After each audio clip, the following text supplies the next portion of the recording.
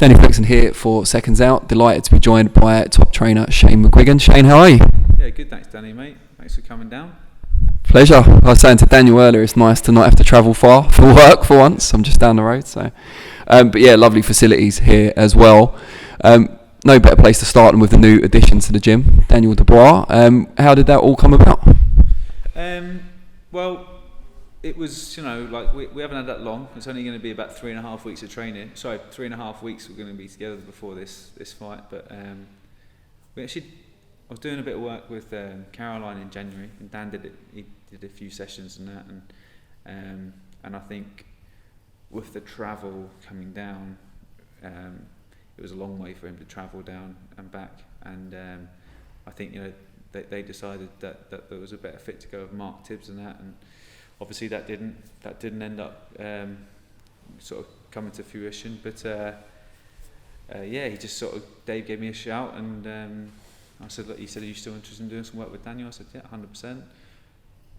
He said, but he's boxing on June the 5th. I said, all right, well, let me have a think about it, and did a few sessions. I said, yeah, let's get on with it, I'm not one to sort of kill the clock and, try and, I want to get on, get my work done, and make an impact on Daniel. And I think, you're not going to see a completely reinvented fighter on June the 5th, but I think tweaking him a little bit, trying to make him a little bit more, sort of speed his legs up, get a little bit of head movement, make sure he's going the right ways, and just getting him fundamentally set up right. And I think 6-10 months, a year in, I think you're really going to see a huge improvement in him. But it's not like I'm working with a guy that can't fight. No. You know what I mean? So I just think I think we're going to really get a lot out of him, because he's really hasn't tapped into what he's capable of.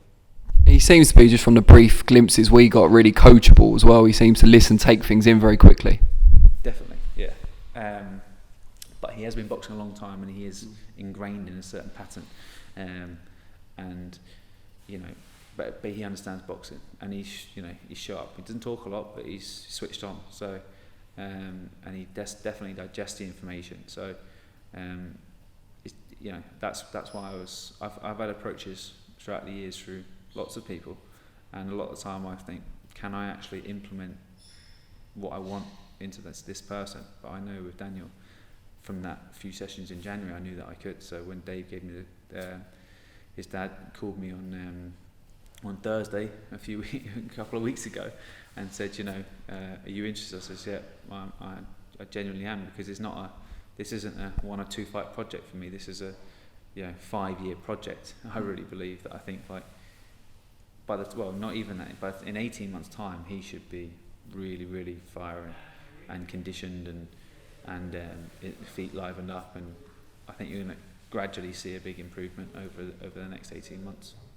And talking of his dad, he's obviously heavily involved in Daniel's career. When Mark Tibbs did an interview recently, I think it was with Boxing Social, he said he hinted very strongly that there was an issue between training someone whose father was so involved with them. I think he said something like, I've worked with fighters like that before. He didn't seem very happy about it. Have you had any sort of issues in that regard? I mean, it's early days, but... No, not at all, because a father being involved is a good thing, in my opinion, because it's going to actually keep the fighter safe and happy. And having a good relationship with your dad is a big factor. And I have a great relationship with my dad. A lot of people have hinted you should step out your dad's shadow and all this sort of stuff. But I know deep down that actually when the cameras are off and everything's off, my dad's always got my best interest and the boxer's best interest at heart. And Daniel's dad has his best interest at heart more than anybody. So I think it's actually a benefit to have him heavily involved. And as long as he trusts me and and we're all on the same page, then I don't see there being a problem. So absolutely no issues with Dave being involved.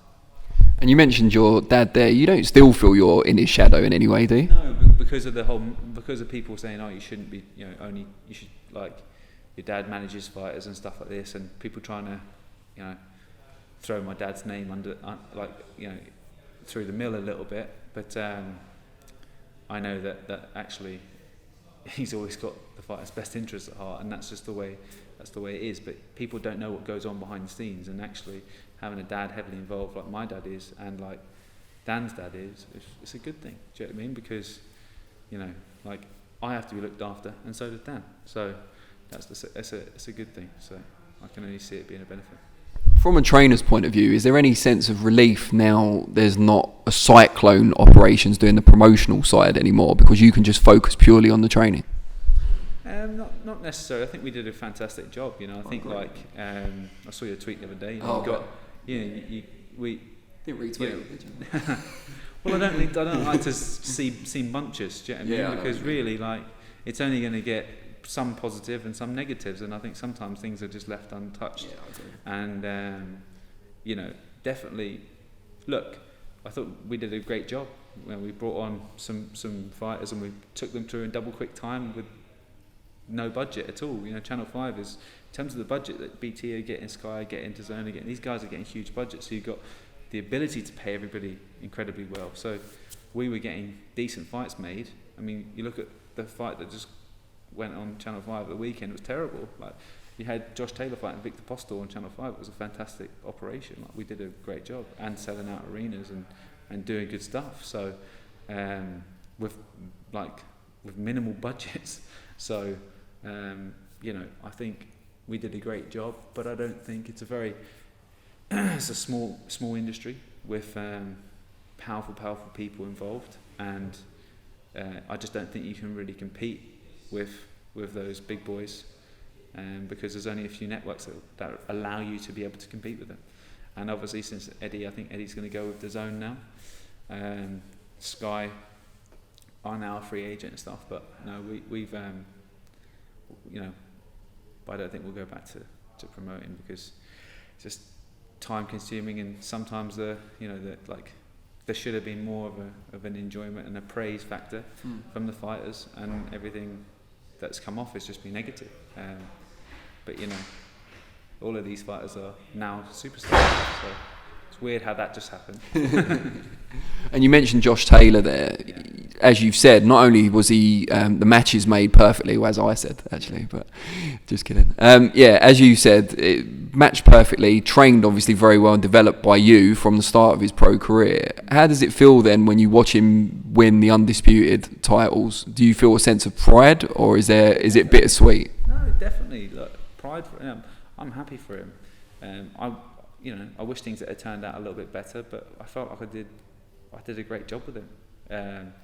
From a trainer's perspective, I think Dad done a fantastic job with him from matchmaking and management's perspective, and so did my brothers. So I can sit there and actually be proud of the work that I've done.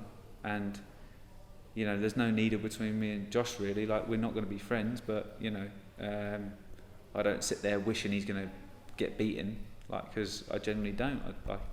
I want the best for him. And a few years ago, not even 18 months ago, I wanted everything for him. Yeah. And now I'm not going to just suddenly not want that for him. Do you know what I mean? It's just because I'm not involved. It doesn't matter. It's just he deserved to be undisputed champion, because I always believed he was the best in the division, and he went out there and did it. So happy for him. Do you know what I mean? I'll have to just get the undisputed crown with Lawrence. So that's just like that's something from my side. I'd love to train a fighter from the start, which I did with Josh from his first fight, to become an undisputed. We got to a unified champion, and he's had one knockover job with Ben Davison, and he boxed Ramirez for all the belts. So nearly got there, but I'll get there again. Does it hurt when fighters move on, or are you kind of inured to it now? You've been around boxing for so many years. I don't mean to be arrogant, but if you're good, you'll always have fighters come. So you can't get too emotionally involved and attached. I got too emotionally involved in Khan, and look how that ended up. Now, I won't ever make that mistake again. Like, I'm godfather of George's child. Like, I'm really good friends with Luke. Like, CBS, all those guys, like they're all really, really close friends. But if they if Lawrence chose to move on now, then I'll say, hold my hands up. I did a great job for you. you know, and hopefully they don't, but that's just the way it works. Sometimes it's not even them that's doing it, it's pressure from another person. And I know deep down that it wasn't pressure from Josh Taylor, like it was pressure from somebody else that was forcing Josh Taylor to do that, and also my position not to work with another outfit. So I said, no, look, that's fine, that's just the way it is. You said about fighters and godfather to George Groves' son, and that seems like that is quite an emotional involvement. You must be very close. There's a great, but like George is a fighter that's retired, and we're still best mates. Do you know what I mean? We're still really close mates. But what I'm saying is, it's not going to happen with everyone, and I can't expect it to happen with everyone. And I understand that, more importantly, this is a business, and with business opportunities, you can't always be best mates. So, because they'll take the piss out of you, or you'll take the piss out of them, because that's just the way it is. Because people will always push the boundaries, and if there's a friendship relationship, then people will push the boundaries. So, you know, like, as long as there's contracts and as long as everyone's on the same page and you don't sway from them, then so be it. You know, like Luke and I are super close, and you know, like, we signed an agreement to start with, and we never look back. And the same with George. So, but sometimes you have to, sometimes you have to make sure you're looked after as well. No pressure on Lawrence or CBS to give you godfather rights over their firstborns? No, not. Well, it was George's second child. So. Oh, okay, so you didn't even get it with George. Fair enough. We talked about Lawrence quite a lot. Great win over Glavotsky to win that world title. He wanted to unify straight away. How likely does that look to happen?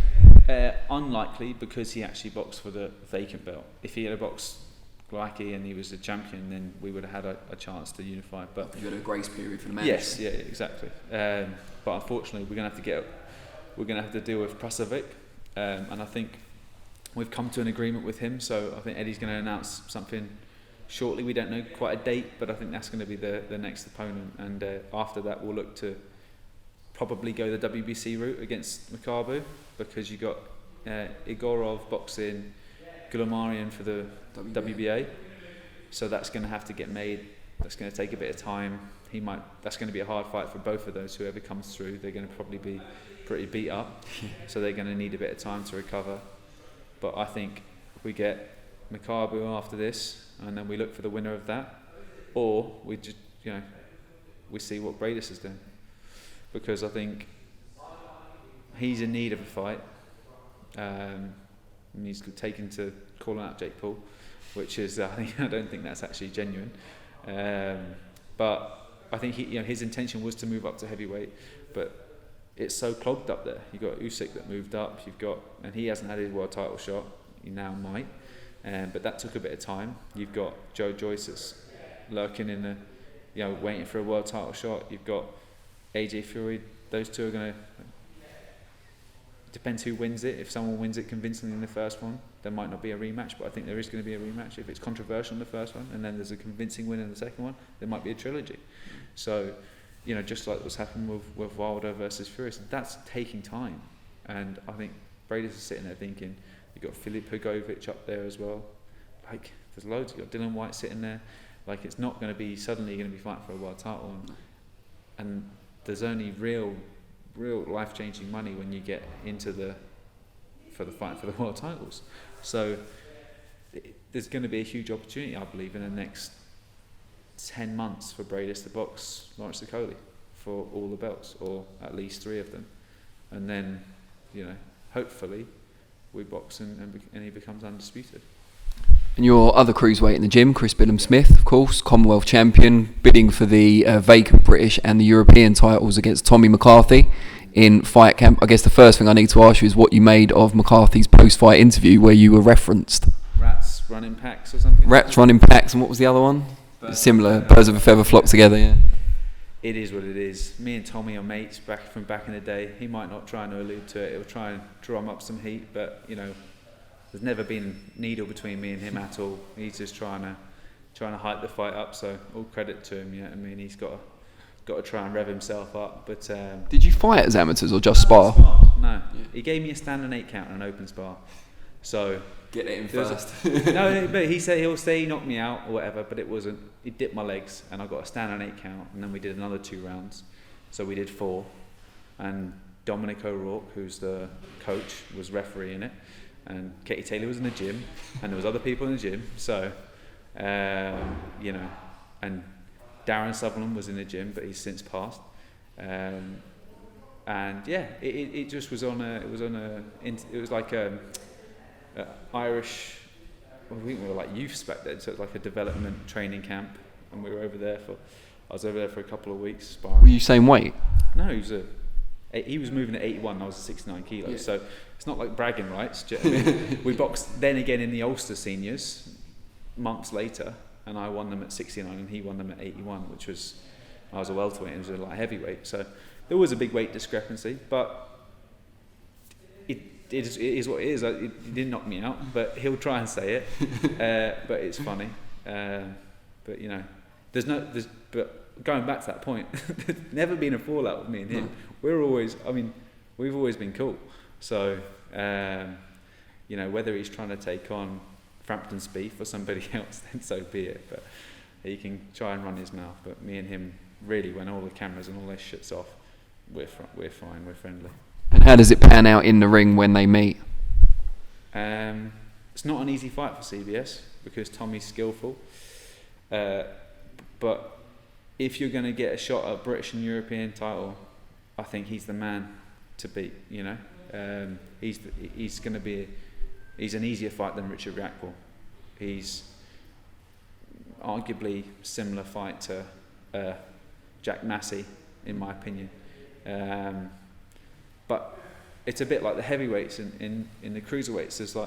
There's a decent level, but then there's just a huge gulf in class between the top boys at world level. So it's going to be a good fight for CBS, and it's going to be a real measuring stick for him to be able to figure out where he's at and how far away he is from really the world title. And just before I talk about your other fighters, you mentioned Darren Sutherland there. Were you guys particularly close? No, he was a bit older than me. So I was friendly with Kenny Egan, so he was the same age. After the Olympics, Councillor Kenneth Egan. Yeah, he used to come and train with me. He used to come over to England. After the Olympics, it all went a bit mad for him, so he would escape and come over a good few times. And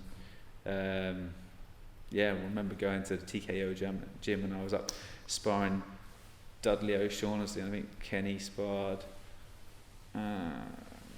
Tony Okolie, someone, or maybe Leon something, maybe it's Leon Edwards.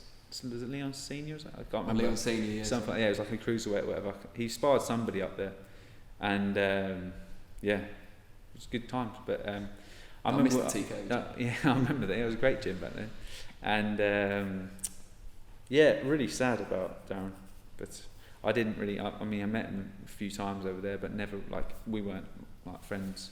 You know, we weren't the same sort of age. So he was a bit older than me. But I remember when it happened. When it was a sad day. Dudley O'Shaughnessy may still be coming back apparently. Is he? He was talking about representing not Britain. I can't remember which country it was in the Olympics. I don't know if he's still going for the qualifiers, but yeah, perhaps. No, he's nice. I like Dudley, and I like Brian as well as Dad. You know, good people, and Dudley could really fight. You know, he was really good. I remember. I think I think I sparred him on the Monday before he boxed Flynn Foot or something. Still the best amateur fight I've ever seen. It was just like the two of them just knocked lumps out of each other. Were you there? Your call? No. I think it was in the north. It was up north. No, it was in. Oh no, maybe not. I think it was Ricky Hatton TV did it, and I think it was up north. Yeah, because I would have gone to it if it had been closer, but I thought can't be bothered to travel. But yeah, great fight. I think it was at the 67 kilos, I think it was that year, and JJ Metcalf, who I boxed in the novices and beat, I think he won it that year against Tom Baker. And obviously just recently came up just short to Ted Cheeseman. Now we've been down memory lane. We'll return to the present. Anthony Fowler, obviously really good win. Who beat Tom Baker the year later. That was the one I was there for. That was at York Hall. Yeah. He's come on defensively since then. I think it's fair to say Fowler, he was a bit of a swashbuckler against Baker, I remember, although he got the job done. Yeah, great win last time out against Jorge Fortea. What's next on the agenda for him? He's got to be pushing towards at least fringe world level, you would think. And Fortea maybe could be considered that. Yeah, I mean, once again, for me, I'm like looking after Ant's career now. We've got to map it out so that he wants to get the rematch with Fitzgerald. He wants a Cheeseman fight. He wants to win a British title. But Sergio Garcia is just vacating. He was supposed to box Sharat for the European, for his defence of his European. I think he's now vacating. We've appealed to the EBU to try and get Fowler versus Sharat for a European title. And if none of the domestic lads want to sort of mix it with him, then we might have to go for. There could be potentially a fight against Dennis Hogan, which is a good fight for us, because he's just lost to Tim Tszyu, but he also boxed Jamie Munguia for a world title, and he boxed Charlo as well. So he's a good stepping stone for us, but it's not too far of a stepping stone, so that once we're there, we can't go back to a Ted Cheeseman or a Scott Fitzgerald. So that's going to be in fight camp, and so I think one of those two fights, I think, is probably going to be around July 24th. So the first week that fight camp kicks off, and but his baby's due on the 31st of July. So he's gonna have to make sure the little boy doesn't come early. So CBD really works. Yeah, exactly. But yeah, so look, Fowler's, as you said, sort of knocking on the door of fringe world level. But we still want to get some form of domestic titles under his belt, because he hasn't actually won a British, a Commonwealth, or a European. So that's the plan. I don't want, once you kick on to those levels, you can't come back. So we're that's the idea. Luke Campbell obviously still wants to carry on with his career. Gave a good account of himself last time out, but it's the toughest division in boxing. Is he going to stay at lightweight? And if so, what's the route back to a world title shot? Well, I think Luke's going to be making a decision pretty soon about what he wants to do. He's actually coming down to the gym tomorrow, so we've had some discussions on the phone. But I think he's probably going to publicise what his next moves are, and I think you'll have a chance to hear it from him. Good stuff. And what about the gym as a whole? I mean, you're obviously very happy in the new facilities. Any plans to add any more new fighters to your stable? You've just got Dubois. Yeah. Well, look, Caroline, I think she's going to go to the Olympics. I think Caroline's, she'll want to be training with where her brother's at. There's going to be a lot of Olympians coming through. I know that a few might want to come down here. I've spoke to a few. But yeah, just it's just a constantly revolving door, this gym. So as most gyms are, if you speak to any trainer, I think they'll say, look, you get phone calls at the most random times, and if you're a good trainer, you'll always get phone calls, and then it's up to you to make sure you have space for them. How comfortable are you with kind of an expanding gym, though? Not literally, but like having more fighters. That's always, I've always tried to keep it small, but at the same time, if you've got, for instance, Luke boxed in January, he hasn't been back in the gym, he's just been taken over. You've got Lawrence and CBS and Fowler all boxing the same bill, but if someone was boxing a month later and Fowler and CBS box, for instance, and then they're out the gym, it's just one fighter in the gym, and it's pretty lonely doing that. So I like to have 5, 6, 7, 8, do you know what I mean, that sort of number, but there's a difference. It's like, if they're all championship level fighters, that's really time consuming, and also not even that, it's exhausting for the trainer, but also about trying to fit everybody in and give them adequate time and give them 100% of myself. So the way I had it, at one stage I had Frampton, Groves, Hay, Taylor was a prospect, Conrad Cummings was a prospect, Anthony Kikachi was a prospect, in and around that level, Josh Pritchard, and I think there was one other, I can't remember who. Anyway, but I think I had 8 at one time, and it was just but I had 3 or 4 championship level fighters, and then the other prospects coming through. So that was more than manageable. But if you got 8 championship level fighters, then you're in, you're going to need some extra hands. So how important is Josh Pritchard to the whole, development? Because as you say, the more your stable grows, the more help you need. He's been with you for such a long time. He's kind of a great trainer in his own right. He is a great trainer, and that's what people haven't yet seen. He can work the mitts. He gets things from a technical standpoint. He understands biomechanics. He only had 5 fights when he was like 19, 20, so he never actually was able to show how good he was as a boxer. But he could do 8 rounds at 19 years of age with Frampton, like nip and tuck, like unbelievable talent. He really was, and it's such a shame that what's happened to him.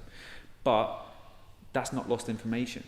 I remember when I decided to stop boxing, there was actually a GB coach called Lee Pullen, who used to work the corner with my dad. Like, it was like the calm and the crazy, you know what I mean? My dad was always a bit hot-headed and super calm. Yeah. So, but Lee said to me, he said, Shane, that's all information, that's all stored information that you've built over those 8 years of training. Don't let it go to waste. And I didn't, and I've put it all into now, like what I'm doing, and that's a process that you learn, and something that Josh, like, he knows how to cut weight, he knows how to spar lots of rounds, he knows when you're feeling flat what to do, like how to get through sessions. And then he also completely gets the technical side, because he's watched it day in, day out for the last, what was it, his first fight with me was second Santa Cruz fight, so January 2017. So he's been here a long time, and he has lots of information. He's got a calm, mature head on his shoulders.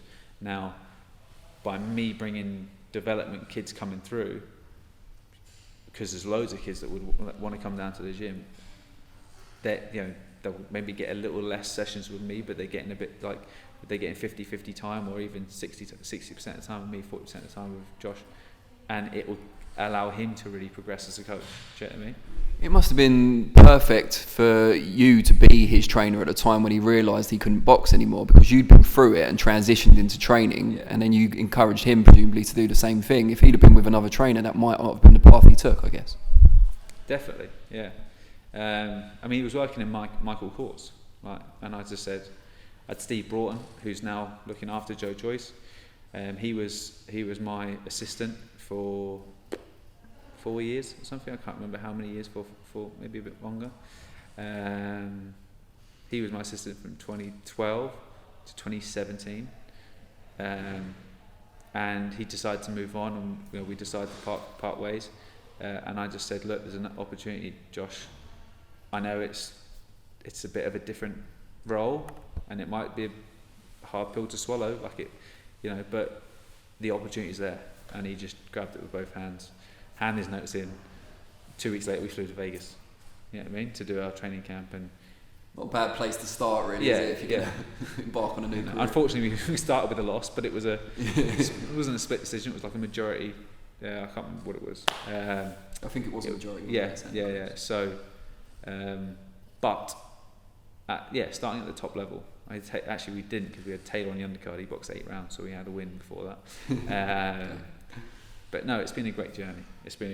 And he's seen George completely transition. He had that later on that year. We had George winning the world title. We had, he wasn't actually in the corner for David Hay versus Belly when the Achilles went. Steve was. So I put Steve in contact with David, and Steve was looking after him when I was training Frampton in Vegas, because David didn't want to come to Vegas. And then Steve, that was Steve's last fight with me. But then after that, we've had George wins, we've had Taylor becoming unified world champion, we've had Campbell fighting Lomachenko, like loads of fantastic nights. So in terms of experience, that's, from a coach's standpoint, he's seen it at the top level. He just hasn't been the main voice, but he's been a huge part. How does success as a trainer, and I'm sure you've answered this loads of times, compare to the feeling of satisfaction when you succeed as a fighter? I didn't get much satisfaction. Honestly, I genuinely didn't as a fighter. And I was actually chatting about this the other day. Even winning the Irish on the 21s and stuff, and it just didn't necessarily do it for me. Do you know what I mean? Also the seniors and stuff. I enjoyed the process, and that's why I think I'm suited to this side of it. Working on getting better day in, day out, and I love the sparring, I love the training, and that's something that I miss, is all the sparring and the physicality of it. but you know, it's definitely, personally, it's more rewarding for me to see somebody develop. You know, like I can take someone that has all the attributes, like Daniel, like all the attributes, but he's just not able to put them together. You know, and then it's like, get him to do this, get him to do that, and then if it's not digesting, figuring out in a way that makes him click. You know what I mean? Okay, then think about the foot. Don't think about anything else, just think about the foot. So then so he starts tailor doing it specifically. Yeah, because certain people, the cues are hip. You know, the cues are head. Do you know what I mean? Throw the head in, throw the hip in, turn the foot. Like, but it's just tweaking it, and then and then putting it into movement, and then putting it into sparring, and then putting it into the fights, and then seeing them as an individual grow. You know, not just, you know, being like, all fighters have got confidence, but some fighters struggle with confidence more than others. Do you know what I mean? So then just help build them as not just fighters but as people. You know, and then next thing you know, they're unified world champion, or they're a world champion, or they're a British or Commonwealth. It's a nice process. Do you ever spar now? No, I sparred Josh Taylor before the Baranchek fight. His neck went, and I thought, I'm not going to let anybody spar him, because I thought someone's just going to lump him and his neck might go again. So he said, Shane, I need to spar, I really need to spar. So I was like, Josh, I'll spar you. And he was like, all right, yeah, fine. But he was going tip light, and then next thing you know, he starts binging a few shots in. I'm thinking, all right, here we go. I didn't have a gum shield. I just put some tape in my mouth, and I was like, gripping down on the thing. I was thinking, but no, it was tame. It was only like a little mess. It was like a mess about spar, but it was just getting his timing in. Yeah, so I realised how out of sync I was. So if you were Tommy McCarthy, you'd be saying you knocked him out. Yeah. Just before I let you go, how's the family getting on? Yeah, all good. Yeah, obviously had a terrible time with my sister passing and stuff, but no, it's, you know, times, if anything's a healer, time's a bit of a healer, and it's good to have Dad in the gym. He's now in slightly better form. It's really good for Daniel to have Dad in the gym, because Daniel's a bit of a, it's like an old soul, you know. He likes to, he's got a very good relationship with his dad, who's similar age to my dad. So there's a good little there's a good vibe in the gym, and Dad's really enjoying coming in and out of the gym and stuff. So yeah, everyone's on good form, and yeah, appreciate you asking. No problem. All right, well, really appreciate your time, and yeah, best of luck with everything coming up.